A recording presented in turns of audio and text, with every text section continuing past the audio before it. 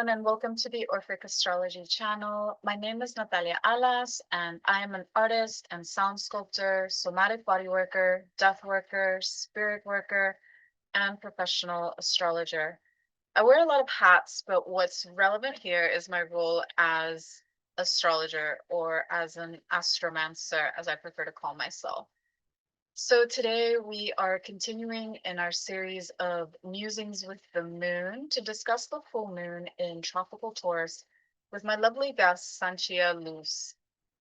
Sancya Luz is an astrologer, medicine keeper, and devotee of the Venusian rose mysteries from Aotearoa, or so-called New Zealand.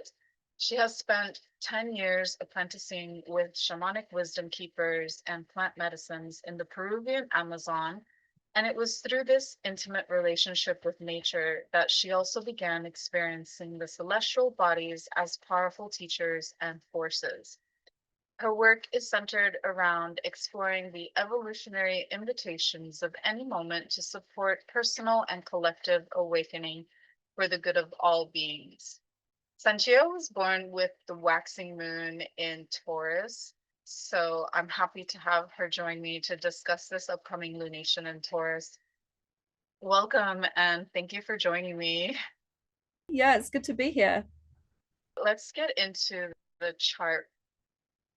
This full moon peaks at 1:19 p.m. Universal Time on November 5th, 2025, or 2:19 p.m. in West Africa time in my location, or Central European time, and 1:19 a.m. on November 6th in New Zealand time. This full moon is the largest supermoon of the year, being at perigee and the closest of all the supermoons of 2025, with the apogee point or black moon Lilith being in Scorpio at this time. So it's going to be big, bright, and beautiful.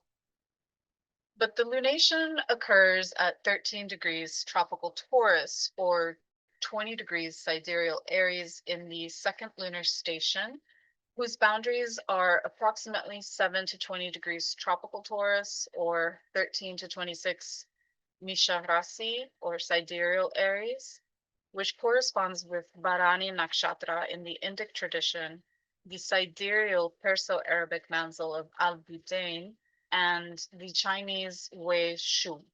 The name of the nakshatra Bharani translates to yoni, and the symbol for this asterism is a yoni or vulva.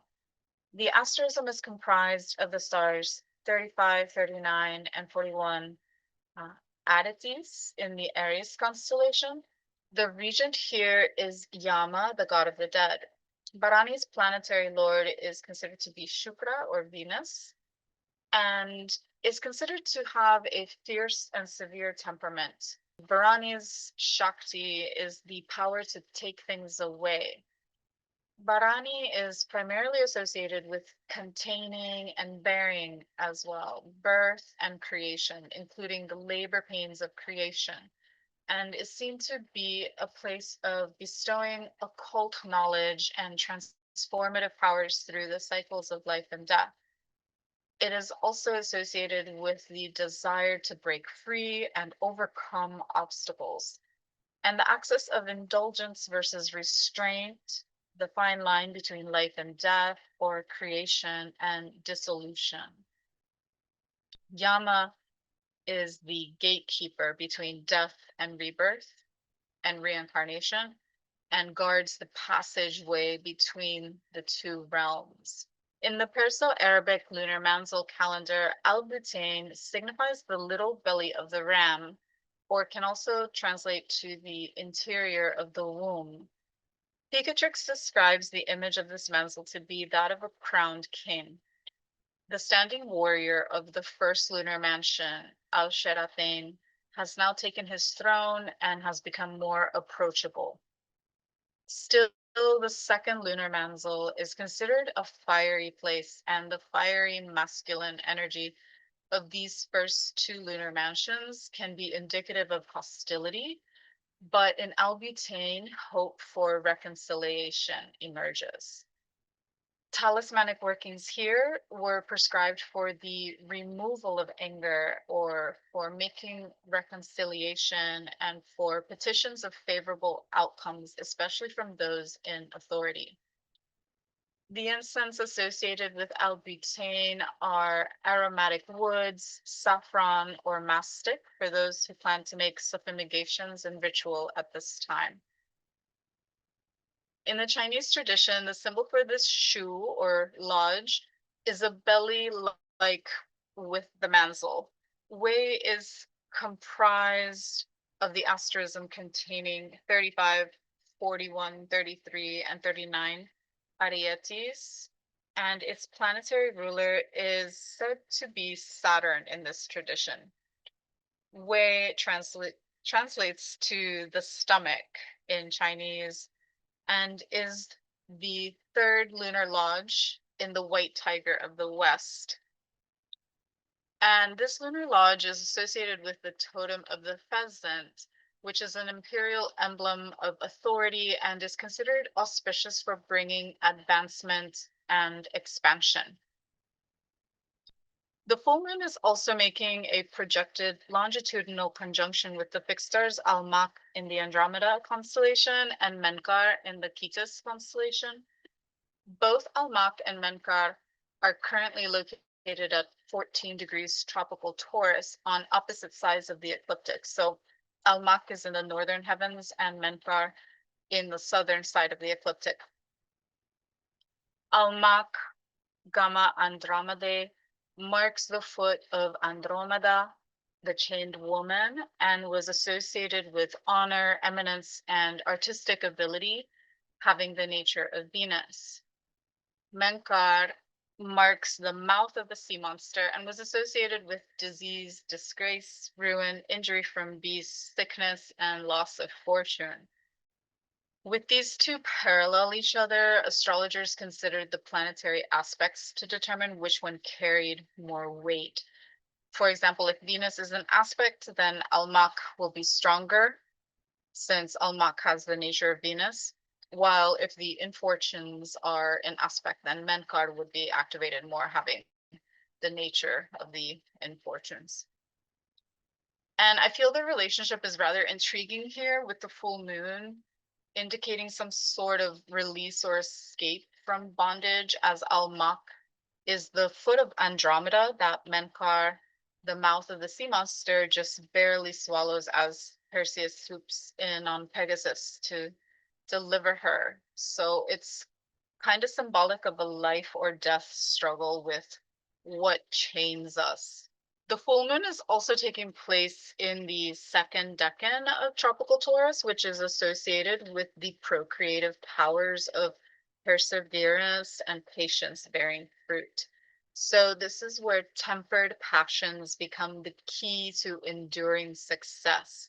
This decan corresponds to the time of year when the sun brings forth lush, fecund gardens in the northern hemisphere. But at this time of the year, when the sun is in the opposite place and the moon is here, these gardens are now withering away and decaying. But still, the moon in this part of the tropical zodiac carries significations of procreation and perseverance. Not to mention, for you, Sancya, down in the southern hemisphere, this full moon does represent the emergence of your springtime, and it's arriving a few days after Beltane. I mean, first of all, I loved listening to what you were just sharing about the stars and the nakshatras. You know, I don't work with the nakshatras, but Bharani, like listening to that, the yoni and these implications of these, actually through all of the different lenses that you explained, everything was revealing of this Taurus Scorpio dynamic. You know, even between Almach and Mincha, these two stars, like there's still this flavor, right, of this Mars Venus dance. And I think that that is really the fundamental theme for me of this lunation cycle between the Libra new moon and the Taurus full moon, is this dance of Mars and Venus, because of course the Libra new moon was ruled by Venus. Venus was and is still in Libra at home, And then we travel through and we have another Venus ruled moon, which is the Taurus full moon. Venus is still at home in Libra. And all of this, you know, Mars is really strong. He's at home in Scorpio. And there's just this Mars Venus story playing out on a lot of lenses. And I can see it, it's reflecting holographically. Whichever way you look at it, it's there. One thing I did notice when you were speaking about Andromeda, I just realized that when I was a child, my mum had this blue glass statue on her dresser that I was obsessed with and not allowed to touch. And it was of a woman chained to a rock with her ankles bound in the ocean. And I'm like, wow. Oh my God, it was Andromeda. And I think a full moon in between those two stars, illuminating, like, where are we bound? Where is our Venus bound? Where are we bound? And then the waters, like, what are the emotional, but also the physical things binding us? And how can this be illuminated and revealed at this full moon, especially coming through our relationships? Like, let's face it, when there's Mars Venus stuff, it's especially our romantic relationships, but also these other themes of money and aesthetics and our core values and broader social relationships. I mean, seeing Venus in Libra, right, the sign of justice, the scales of justice, we opened up this 2-week lunation, like from the new moon to the full moon, we opened it up with a new moon at 28 Libra. We travel along. Now we've got the full moon in Taurus. And where's Venus? She's at 28 Libra. And it's like the echo is clear. Like, what have we been specifically doing in this 2-week period? What's been happening in our lives? And what is it kind of opening up, I think, in probably a pretty major way at this point. Exactly. There's something coming up for review or resolution with this lunation, with Venus reaching the degree of the new moon in Libra, the dynamics between Mars and Venus, and Mars in opposition to Uranus, and Mercury slowing down to station retrograde a few days after the full moon. Venus has been pulling a lot of weight, recovering from her time fallen in Virgo and conjoined the South Node. So when she entered Libra, it was like a breath of fresh air, but then she also has to contend with T-squaring Jupiter while opposing Chiron and being in a shadowy relationship with Saturn or Antisha, which is her exaltation lord. And right before this full moon, Venus will conjoin Spica at 24 degrees Libra, as Spica makes her heliacal rise or first visibility through most of the northern hemisphere at the end of October and parts of the southern hemisphere. So this has made me wonder what will come up for review or even exposure with Spica emerging again in the pre-dawn skies with Venus walking beside her, all in the days leading us into the culmination of the full moon. A few things have been on my mind about this. The themes around the exploitation or trafficking of children and the innocent, like with the ICE raids in the United States and the Epstein files. And the Epstein files are also, I think, tied to the current government shutdown in the US, which has been shut down since October 1st. And so far is the longest consecutive shutdown in the history of the US government. So there's a lot of people that haven't been getting paid because of this. So I feel this full moon is going to reveal to us more about these issues or activate events in the US to end the government shutdown, especially with the Mars-Uranus opposition. So I'm curious to see if this will represent harder resistance to state violence, but also the likelihood that the people will be forced to organize in light of an increase in repression or state violence, especially since the next aspect Luna will make following the full moon will be to conjoin Uranus and oppose Mars. So with the moon representing the masses and Mars representing the police or military, I feel that something significant is going to transpire in the days leading up to the full moon, or on the day of the full moon or soon after. Um, yeah, a lot of people are without SNAP or food assistance in the United States as well. And it's making me think about all these resources coming into question. But yeah, I feel like something's got to give because the US government shutdown has been speculated to have been imposed as a way to prolong the release of the Epstein files or maybe even to destroy the evidence. There's a lot of negative effects of the shutdown.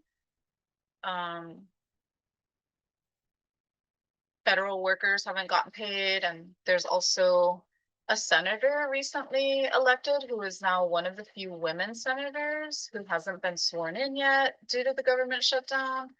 And many speculate that her presence in Congress will further pressure the release of the Epstein files. So, You know, women, issues of justice around women, right?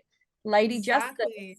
Lady Justice is opposite Chiron and Aries, and they're in a T square to Jupiter and Cancer, protecting women and children, the homeland, the wounds of Aries, like violence, like that story is so fundamental to what's happening because it gets to the root of the sickness, right, of the colonial capitalist patriarchy, which underpins the American government, unfortunately, and you know, so it's like that is the macro stuff that's brewing, you know, and sure it plays out in our personal lives 100%, but the bigger questions I think at a Taurus full moon is like, yeah, and that's messing up with everyone's paychecks, babe, because Taurus is about cash. And the markets are in mess because everyone's terrified and scared and everything's too volatile. Like they say that a bull market, bull, Taurus, is bullish. Everything's going up. It's not happening. I'm too scared. And the volatility increases the fear, and people don't sell, you know, and so things, or people do sell everything, you know, things dump, and it's that They just panic ongoing, that ongoing volatility is showing us that like our unsustainable, the war between the masculine and feminine basically is not fertile, is not productive, is not life generative, and it's the effects are just becoming undeniable from the highest level to the lowest level. And I think this full moon is like very loud about that. Yeah, so I'm really curious about that, you know, in terms of tying it with like the heliacal rising of Spica too, when she becomes visible, because she's rising with Venus. Venus will Wow. Venus will be conjunct her during her rising. So And I it's think be Venus, you know, she's image management. And the image, and Libra, Venus is image management, right? But a morning star Venus, she's been on this quest, she's been on this mission, she's been shedding all this conditioning and dropping. And when she does become invisible later in the month, we do all have to work harder to find her benefic qualities. We do all have to reach deeper inside, and those benefic flavors of Venus, she's around the far side of this, you know, she's just going further and further away from us. So when she gets into Scorpio and then Mercury goes back into Scorpio, it's like yuck, gross stuff that we don't want to talk about, buried secrets, taboo things. And Lilith is in Scorpio saying everything you have exiled will turn into a monster until you reintegrate it and make it sacred again. But I do feel like there's a huge purification happening this month with this big water trine, right? Jupiter, Cancer, Neptune and Saturn back in Pisces. And they're actually at this full moon making a trine to Black Moon Lilith and Scorpio. So it's like whatever's getting illuminated, whatever we're releasing, wherever we're realizing that we're bound, whatever's volatility is happening, like if you're recognizing that the economic reality you'd relied upon for the security of your life, Taurus, is falling apart because it's connected to an exploitative, corrupt, and extractive system. Well, you know, okay, what have we got? We've got Bitcoin, we've got different ways of doing things, we've got all of this new, you know, all the transpersonal planets changing signs, and there's emergence happening, but we have to let go. And Scorpio and Taurus don't always like to do that. But I do Yeah. think that these waters are flowing in with this like this potential purifying medicine, right? The purge of Scorpio and the benefic, beautiful Jupiter, exalted in Cancer. I love Saturn and Pisces. Like there's a lot of positive stuff, but we have to find the evolutionary invitation in it and lean into it, because the collapse that's happening is that's a steam train that's not probably going to stop anytime soon, you know? Yeah. Yeah. Yeah, Venus is in tropical Libra until right after the full moon. I think she ingresses Scorpio on the 6th in my location, like the 7th in your location. And she's then moving. Uranus pops back into Taurus, right? They both move, and then Yeah. yeah, it's like bang bang straight after. And yeah, she's gonna pose Uranus like near the end of the month because she's moving really fast now. She's gonna ingress Sagittarius like on the 30th in my location, and the 1st of December in your location, and then but she'll be invisible. She's setting on the 26th of November too, which will be after that new moon. So less than a week after the new moon in Scorpio, Venus is going to set under the beams of the sun and remain in her lying hidden phase until mid-February, when she reappears as an evening star. She'll make her next star point a superior conjunction to the sun with Mars in early January, the 2nd decan of tropical Capricorn, which is interesting in regards to what you were saying about the Venus-Mars dichotomy too. Mars, the solar conjunction in early January is going to mark the start of a new synodic cycle for Mars that began in November 2023 in Scorpio. And for Venus, it will represent her midway point along her current synodic cycle that began earlier this year in Aries and will culminate in Scorpio next year.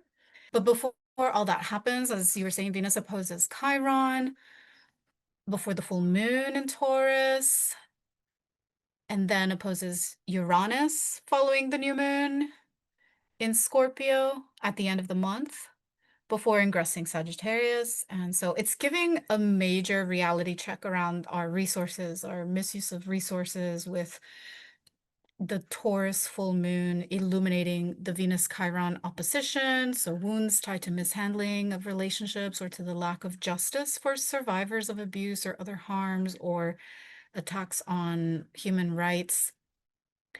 And then when Venus is at the end of her transit in Scorpio, opposing Uranus, the reality check around the loss of support or the lack of reciprocity at the socio-political level, as well as in interpersonal relations. That Venus-Uranus opposition is happening as Americans celebrate their Day of Thanksgiving, which is already a problematic holiday to begin with, that is based on whitewashing the genocide of First Nations peoples with overconsumption. And this year, a lot of people in the US have been left hanging with no supplemental income to afford food. So there's a major crisis moment building or brewing with this, I feel, which I think is also reflected by the Mars-Uranus opposition at the full moon in Taurus.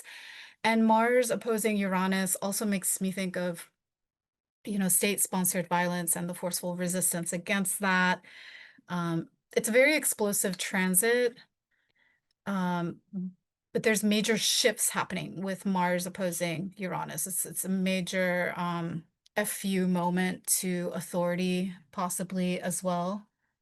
At its minimum, Uranus opposite Mars and Sag and Gemini, it's like spicy words, right? There's because Yeah. you know, and it's the whole digital thing. Like there's all this talk of like digital terrorism and cyber attacks and people Yeah. things up with drones and like all of this new tech stuff, which Uranus and Gemini is bringing on board, but also this thing around the this or that, the whole like identity politics thing is pretty massive right now. And I think Uranus and Gemini is super interesting because it's like Uranus wants to evolve, wants to rebel, wants to break free, wants to innovate, wants to disrupt. And Gemini has this indication around paradox and like this or that. Is it left or is it right? Is it male or is it female? What is the this? What is the that? And there's just this blowing up of a lot of those binary things. And Sag is a philosopher, Sag is a traveler, Sag is idealistic. And it's like with Mars, there's just this clash of there's so much around ideals and who we are and who we identify as and what side we're on and all of that that's so loud right now. And because we have populations that are to huge varying degrees influenced by media and propaganda and all these different things, it's like that story is just blowing up as well. And what you said about the Epstein files, I'm like, when Mercury goes back into Scorpio, like what's going to happen, Yeah. Secret I feel reveal. like, I'm wanting to be hopeful around revelations, tied with like Spica's heliacal rise and conjunction to Venus, and also with the full moon being ruled by Venus in Libra there at the end degrees, and Mercury is stationing to, and Mercury also has just made an opposition to Uranus before the full moon, and then Mars is like, in that mix now, kind of exacerbating all of that. And you definitely have a point with the technology and the novel tech warfare, because that's actually something I was researching before, around like espionage and just the technology that they're using to spy on civilians. It was ICE implementing the spyware that's going to basically track US citizens and on social media and what they post, and say the wrong thing, they're going to deport you, basically. That's the threat that they're wanting to put out there on people. And so we could possibly see this Uranus opposition that's building up, leading up to the full moon, is being tied to that as well. Also, Elon Musk recently was in the news again around the creation of his Optimus robot army. And it's like the novel tech warfare, espionage, infiltration, the agenda to neutralize dissent seems to also be tied to the Mars Uranus opposition. Pluto and And Aquarius playing in too. Let's not forget he's aspecting Uranus and Mars at the same time, right? right, that's trine. And Digital IDs rolling out in the UK as well have a similar agenda. It's like, this is how you're going to be identified. This is then going to be linked to your banking, to your funds, and this high surveillance Pluto and Aquarius thing going on with the kind of techno-fascists, if we can call them that. It is early stage Pluto and Aquarius stories playing out, but of course the evolutionary invitation is also there with resistance, non-compliance, Uranus opposite Mars. Like, I'm not doing that. Like, and people waking up to the reality that they have a choice. And I think this is where we get the Venus Mars stuff going on. It's like, I have my values, Venus, what I care about, and I have Mars, my actions, how I act on what I care about, how I go for what I want, how I go get what Venus wants, or how I protect what Venus loves. And that's for me, with Venus and Mars both kind of dying to one part of their story. They are coming to the end of some kind of mission they've both been on. Because the day after that full moon, the moon is going to conjoin Uranus and oppose Mercury and Mars. And there's some major themes around technology and the novel tech warfare, and then the resistance to that. So I don't know if are you familiar with Anonymous, right? The hackers, anonymous hackers. No. There's like a lot of criticism about them now, because after all these decades, like, they still haven't cleared student loan debts, for example, you know, Yeah. and I have some friends who are also hackers, and so it's like there's this understanding that a lot of people get hired out by the government, just brilliant minds, to then work for the beast. It just makes me think of that. Like I see this like Uranus opposition, and I'm just like thinking of like, is there going to be a hacking? Like when will hackers work for the people?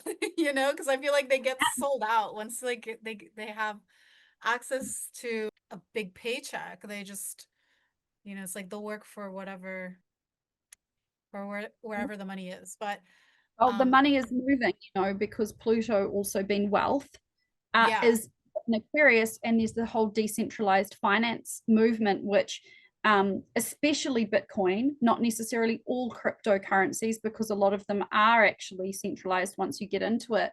But, you know, that's all happening at the same time. And I have a feeling that as Pluto matures on its journey through Aquarius, hopefully, God willing, it will mature and evolve. You know, like when we look at Pluto through Capricorn, it started with the global financial crisis, and Yeah. and then it ended with like crypto is here. And so now we're on this new journey, and it's like, well, until those hackers can get, all those brilliant minds can earn as much from these decentralized different forms of currency that can provide them with real value, Taurus, you know, buy you food, put nice sheets on your bed and a roof over your family. Yeah. It's not quite there, but you know, at the Taurus new moon in April, Bitcoin went whoop and did like a 10K jump in a week, went from 85 to 94, really sharp upward move. So I'm curious to see if at this full moon, even though it's a full moon and full moons historically make people more like scared and things don't pump, if it does, especially with Venus still being home, you know, in Libra, there might be like a little window of opportunity for people. But more broadly speaking, especially once we get into, you know, Uranus established in Gemini, Pluto fully established in Aquarius, next year and beyond, the power is shifting in huge ways, but we are just like grappling with it right now, aren't we? It's messy, messy, messy transition time. Yeah, I'm not as familiar with cryptocurrency. I was researching it years ago, and then there's like, because of these figures that now also have their grubby hands in it, you know, like Musk and Trump. Yeah, I don't know. I think that I think it's like it can be like a messy area, and that's where like a lot of people are like very trepidatious about investing in that sort of currency. Yeah, no, I think it's really useful that you have insight into that world, because I think it gets like a really bad rap, you know, because of like the tech bros. Oh yeah, But crypto bros are the worst, and it should, yeah, because within that world, there's all this like whole range of things, right? Which is why yeah, I mostly just talk about Bitcoin, because there are only 21 million Bitcoins. You know, it's not like infinitely being reproduced like fiat currency that just gets printed and is massive inflationary and like isn't really real. It's like this false economy, and you know, there's a lot of nuance to it. But in terms of liberation from predatory systems, how do we divest from central banks that are managed, you know, and like the centralized power that is really exploitative has proven yeah, itself to be unworthy of the power that it has.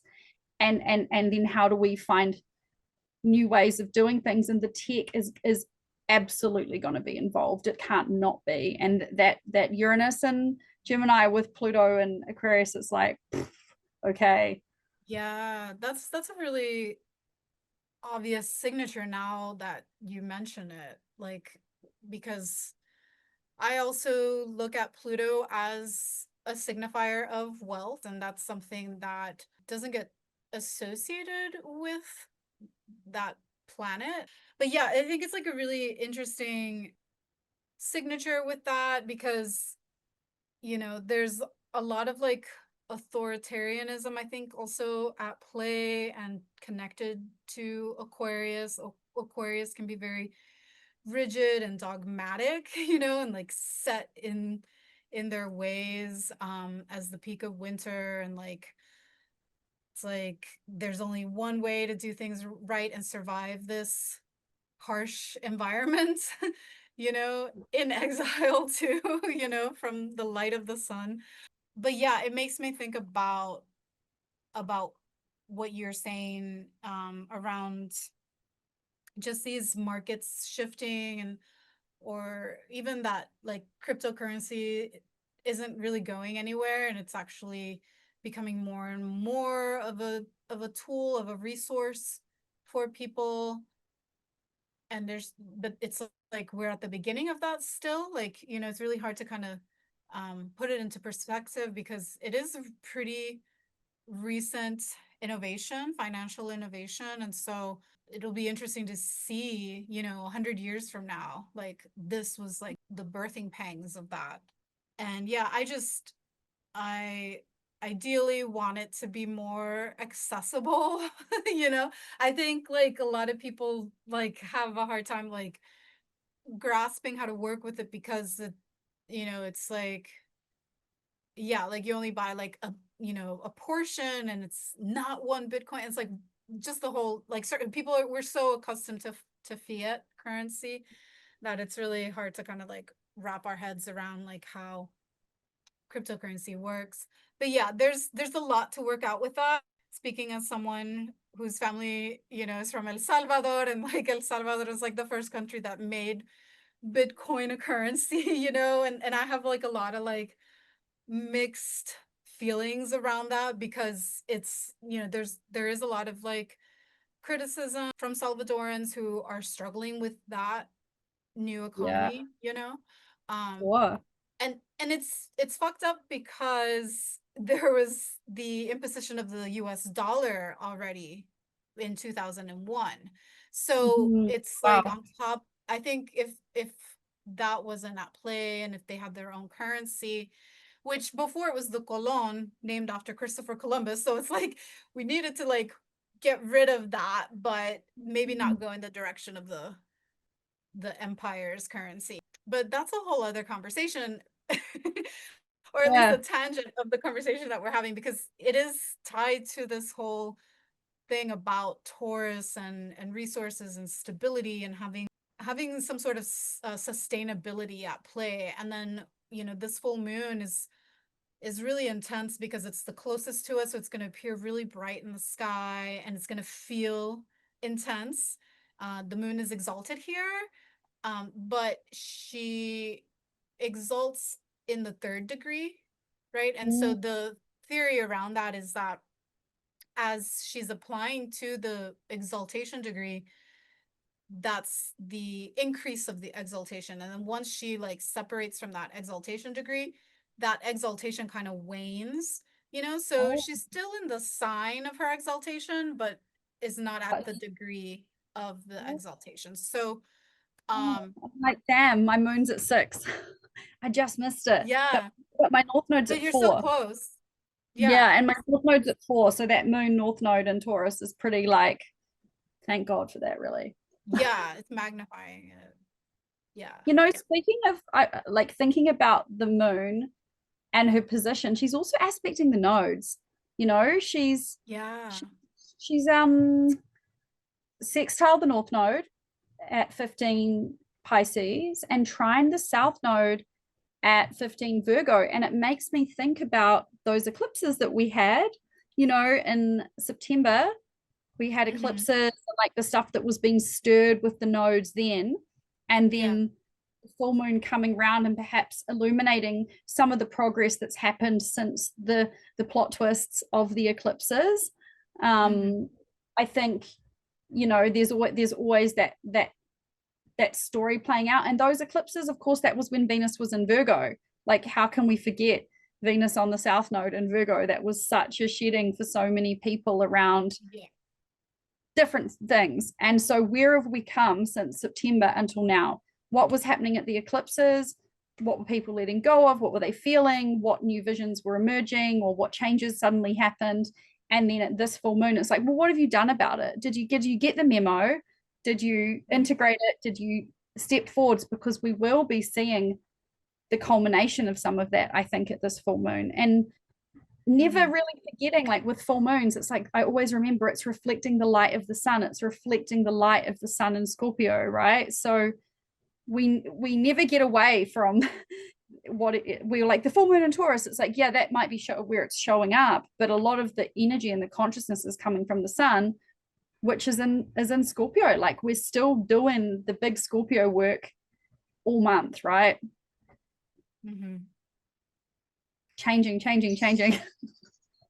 Yeah, and alchemizing things, you know, really breaking things down to their primal energy to rebirth, right? And to transmute the gunk into something that is more usable and more brilliant and more beautiful. And you know, and it's a Venusian aspect, so it's potentially a gentle reflection on the past, you know. Hopefully it represents some sort of progress, at least integration. That's what I was feeling. Yeah, I really feel like this full moon can represent an integration of those stories, especially because Venus is still in Libra. The water trine, it's now just the trine between Saturn and Jupiter at this point. And Mercury and Mars were recently in that mix, but Venus is then going to join Scorpio and then reactivate this grand water trine at the end of November. And then Mercury will also return back into Scorpio and again touch back on those themes of Mercury's transit in Scorpio, which we're currently in, you know, as we're recording. So like, yeah, there was that Mars Mercury conjunction on the 19th, right before the new moon in Libra. And Mars is also going to conjoin Mercury again when they're both in Sagittarius. And I think I'm looking at my notes here. So Mercury, you know, is going to station retrograde at 6 degrees Sagittarius on the 9th or 10th, depending on your location. And then conjoins Mars on the 12th or 13th of November at 6 degrees Sagittarius. And this will be like right after the last quarter moon in Leo. And then re-enters or regresses back into Scorpio on the 19th of November, right before the new moon in Scorpio. And then the new moon will also include that Mercury Cazimi, or the inferior conjunction at 28 Scorpio. Wow, birthing something really from the depths, eh? Like, because Mercury's translating everything for us, right? Just like the moon is this mood ring that helps us like get the flash of feeling.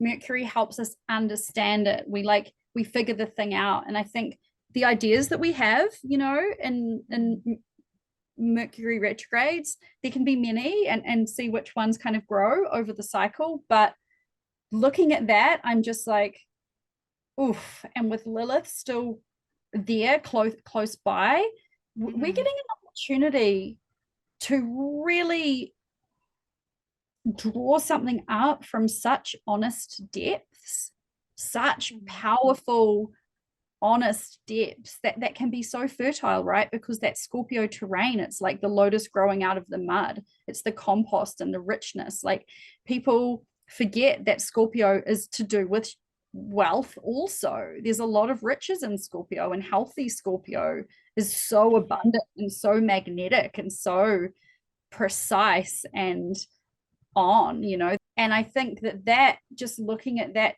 Cazimi, this is not a chill month. Like, the next month from now until this time in November is not chill, really. But it's fertile. Yeah. You know, to me, it feels really fertile, but we have to lean in. We can't dig our heels in and resist and be stubborn. You know, it's like, you got to get on board with what's churning. Yeah, and Mercury's a key player through all of this because, like you were saying, it's touching all these planets, you know, it's translating their light and their agendas. And the retrograde is such an important part of its synodic cycles because this is the point when Mercury is closest to us in its orbit, and so it conjoins the sun. Astronomically, it is the start of the synodic cycle. This whole thing with like Uranus going back into Taurus too, and then that new moon is going to be opposite Uranus. Uranus is going to be at like 29 degree Taurus, yeah, and then the new moon and the Cazimi are at 28. But we'll talk about that when we get to it. Yeah, I'm really curious to see how these themes around human trafficking and human resources and how we manage our resources, like, and how they play into our relationships is going to play out with this full moon, and also with themes around like espionage and like the novel tech warfare. I think that's like something that's becoming more and more necessary to like address, you know, because I think in the coming 2030s, like, that's gonna play out even more. We have like these planetary conjunctions and alignments happening in Gemini, and that makes me think about what is happening now, and then this planetary massive conjunction in Gemini in 2032.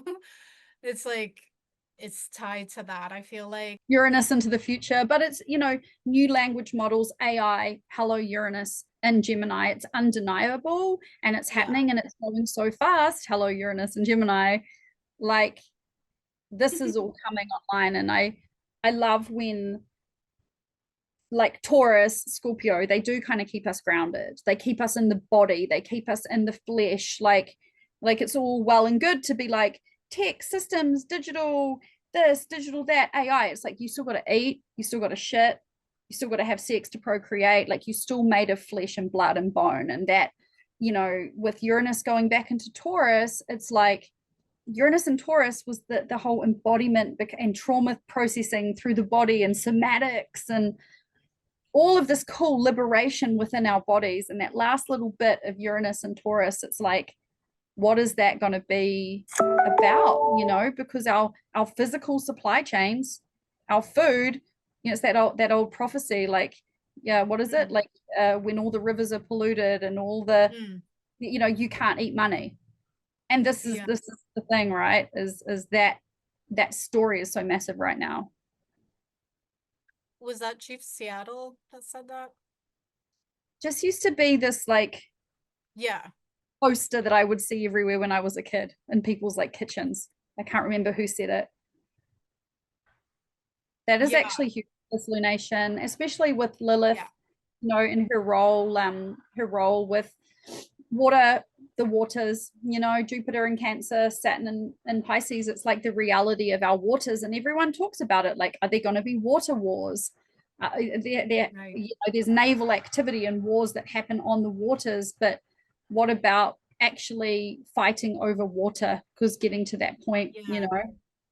I'm so glad you brought that up, because I've seen a lot of more positive takes on the Grand Water Trine. And the reality is that it's involving both of the malefics, the infortunes, you know, and then we have this exalted Jupiter, and it's also after Jupiter makes this square to the sun, which can be a really excessive transit, or exacerbating these power struggles between leaders, you know? Mm.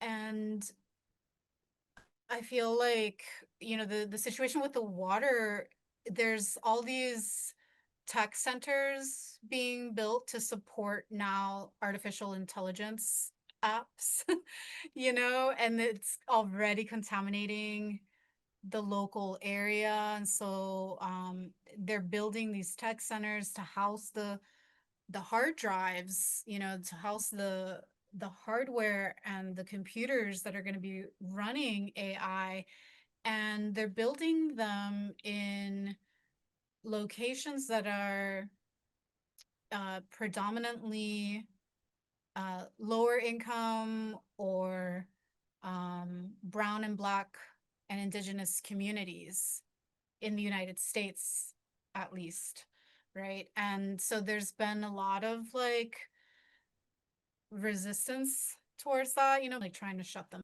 down.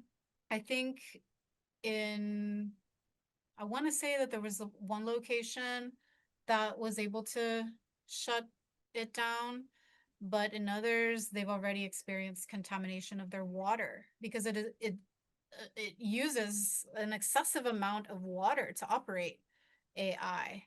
And I hadn't really thought about it until you brought up the water wars, but this this grand water trine that we are experiencing, I think can be reflecting that as well, because, you know, with Jupiter and Saturn, there's a sort of corruption there, and then with Mars and Jupiter there's corruption as well, you know, with Mars and Saturn in the mix, there's more negative connotations. Something is being activated around that's going to be significant in the coming years. So in 2026 there's the Saturn Mars conjunction in Aries, and then it's going to conjoin in Taurus. They're going to lead up to these conjunctions in tropical Cancer in 2034.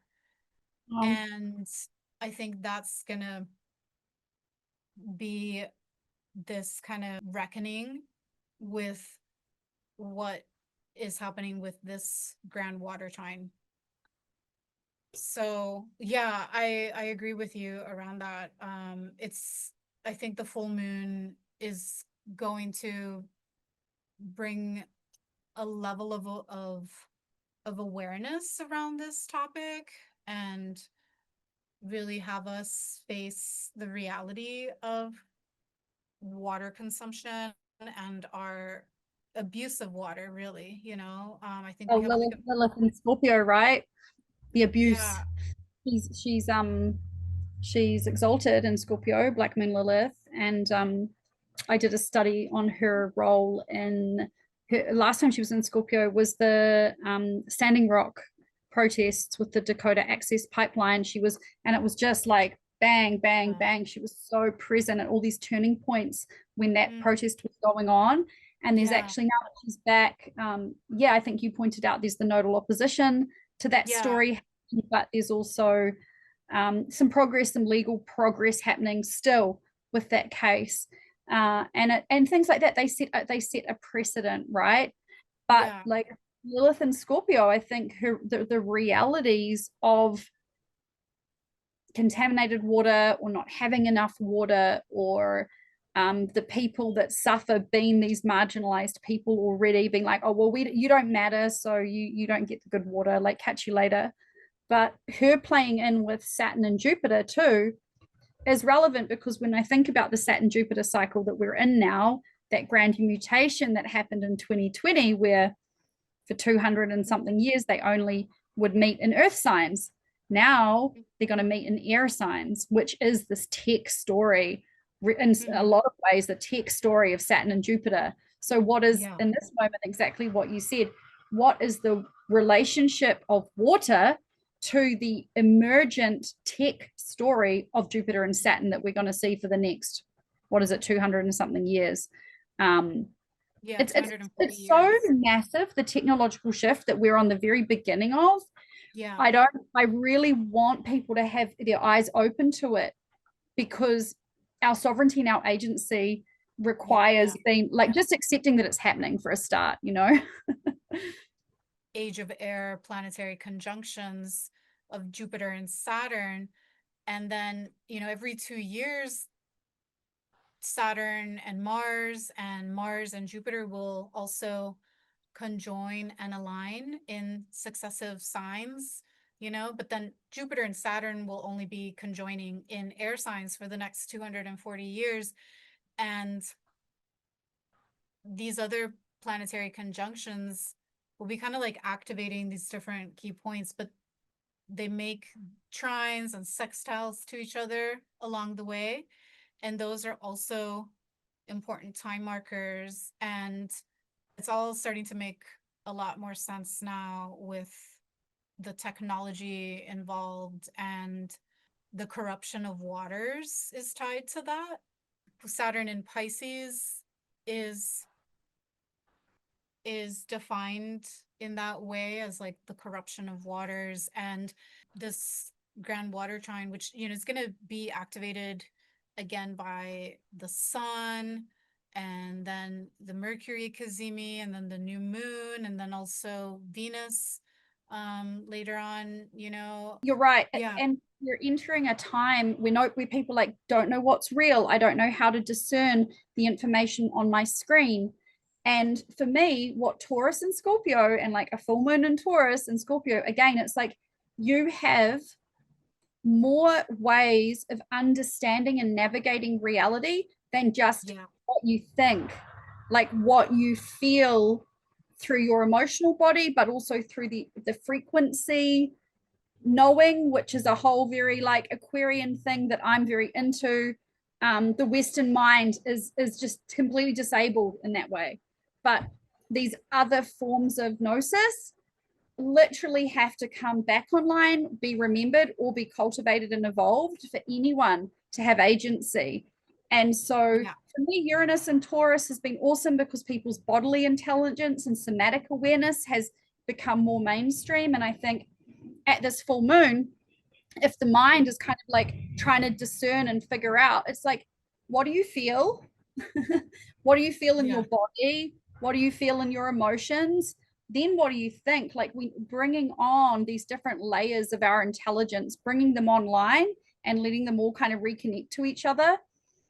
That's actually my biggest hope for like humanity right now, is that we do evolve into other forms of knowing. Because when you just can't trust what you see or hear, then how do you navigate? How do you know what to move towards or away from?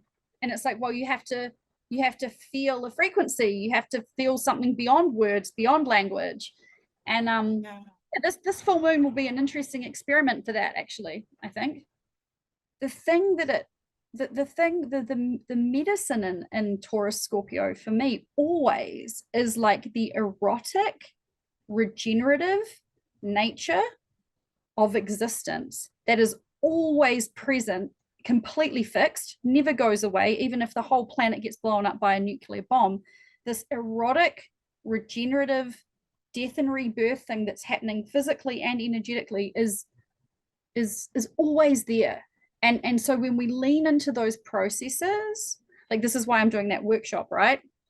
When we lean into those processes, we metabolize the fear that's like hijacking our survival responses, and we become, exactly like you said, creative, so freaking creative, like so amazingly creative. And with all this new technology and all these new tools, it's just about where is our creative energy orienting to and with. all of the tools that we have available. That's the game changer for the outcomes, right? Yeah. And the outcome still being that we're all going to die. Yeah. So start getting a bit Buddhist at some point there, but you know, the impermanence of Scorpio, which is the other thing, right? That's key. Yeah, and Bharani Nakshatra too, you know, is very much that, about life and death and being this threshold between the two. And with Yama, the god of the dead, yeah, I think we have a real strong potential to work with these dichotomies and work with these energies around that. Like something has to give and something has to go, and for the new life to emerge. So yeah, that's a good place to kind of maybe wrap things up around this. I know we could like wax poetic like Dates. where can people find you? You have a workshop coming up right before the full moon, right? The day before. So just as all of this is brewing, I'm collaborating with a girlfriend of mine.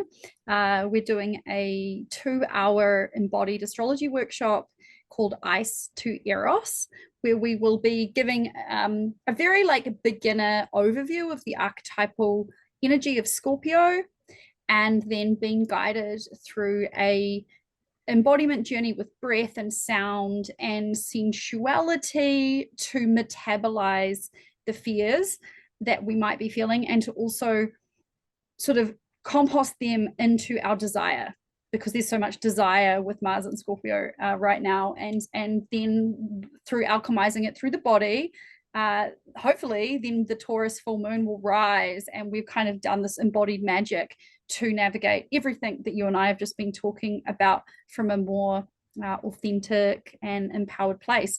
So people can sign up for that on my website, which is Path, P-A-T-H, of the Rose.com, or they can find me on Instagram under Sancya Luz. Yeah, that's me. Brilliant. That sounds so fascinating. It sounds like a really, really great workshop. Follow Sancya Luz on Instagram, and you're also on Substack, and check out her Yeah, website. actually, I love Substack so much. So Path of the Rose on Substack as well. I'm kind of trying to like shepherd everybody that way. I have a podcast, and I write, and just all the usual. I do one-on-one consultations, and I specialize in working with Venus. That's my main jam. Fabulous. So you can find Sancya Luz on Substack. Make sure you register for her Ice to Eros workshop if that interests you, and check out her work with Venus. All the links will be in the caption on YouTube. Thank you again for joining me to discuss the full moon in Taurus, and thank you to all of our listeners, and especially to my subscribers. Let us know your thoughts on this lunation in the comments. Like and share with your friends, and go watch my video on the 3 magical plant allies for the Taurus full moon. Wishing you all a safe and blessed full moon. Ciao for now.